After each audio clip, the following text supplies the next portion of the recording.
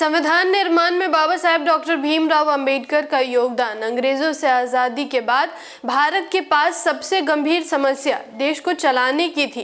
भारत को एक ऐसे संविधान की आवश्यकता थी जो देश में उपस्थित विभिन्न जाति, धर्म, भाषा और विभिन्न संस्कृति के लोगों को एक सूत्र में बांध कर रख सके और संविधान निर्माण की पूरी जिम्मेदारी केवल एक व्यक्ति के कंधे पर थी और वे थे बाबा साहेब डॉक्टर भीमराव अंबेडकर। मैं आकृति और आप देख रहे हैं MBN न्यूज नेटवर्क। संविधान निर्माण में बाबा साहेब की भूमिका महत्वपूर्ण है। कहने को तो संविधान सभा के प्रारूप समिति में कुल 7 सदस्य थे, लेकिन संविधान निर्माण का सारा जिम्मा बाबा साहेब डॉक्टर भीमराव अंबेडकर के कंधों पर थी।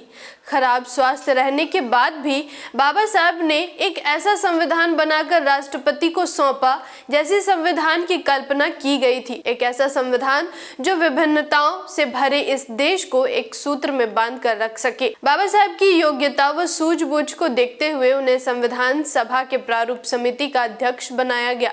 बाबा साहब ने लगातार 141 दिनों तक संविधान सभा के प्रारूप समिति के अध्यक्ष के रूप में अकेले काम किया। वैसे कहने को तो समिति में 7 सदस्य थे, लेकिन उनमें से एक ने त्यागपत्र दे दिया था, एक की मृत्यु हो गई थी, एक सदस्य अमेरिका चले गए थे, उनमें से एक सदस्य राज्य के अन्य कामों में व्यस्त थे, जबकि 1 या 2 सदस्य दिल्ली से दूर रहते थे, जिस वजह से संविधान निर्माण कार्य में हिस्सा नहीं ले पाते थे। अंत में संविधान निर्माण का सारा भार डॉक्टर अंबेडकर के कंधों पर आ गया और अपने खराब स्वास्थ्य के बाद भी उन्होंने संविधान निर्माण का कार्य पूरा किया। सर्वप्रथम 17 दिसंबर 1946 को बाबा साहब ने संविधान सभा में संविधान के रखे गए मसौदे में निहित तथ्यों को समझाते हुए 3310 शब्दों का अपना पहला वक्तव्य दिया। बाबा साहब ने 4 नवंबर 1948 को अपने द्वारा तैयार किए गए संविधान के प्रारूप में निहित तथ्यों को संविधान सभा के सदस्यों को समझाने के लिए 8334 शब्दों का वक्तव्य दिया। संविधान सभा की कार्यवाही में बाबा साहब अंबेडकर रोजाना 8 से 9 बार खड़े होकर बोलते थे। कभी कभी बाबा साहब को एक ही दिन की कार्रवाई में 24 से 25 बार खड़े होकर सदन का मार्गदर्शन करना पड़ता था।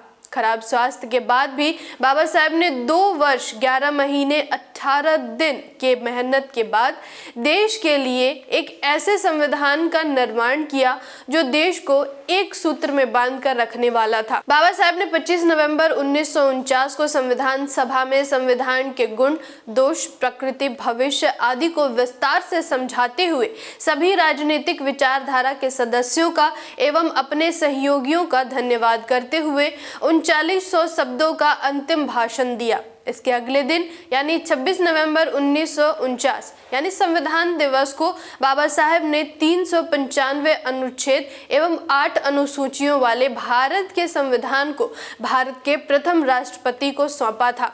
इसी वजह से 26 नवंबर को हर वर्ष पूरे देश में संविधान दिवस के रूप में मनाया जाता है। जागृति के इस मुहिम में आप हमारा साथ और सहयोग दें। जानकारी महत्वपूर्ण लगी हो तो वीडियो को लाइक और शेयर करें।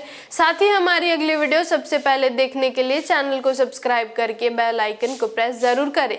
धन्यवाद। जय भीम, जय मूल निवासी, जय संविधान, जय भारत।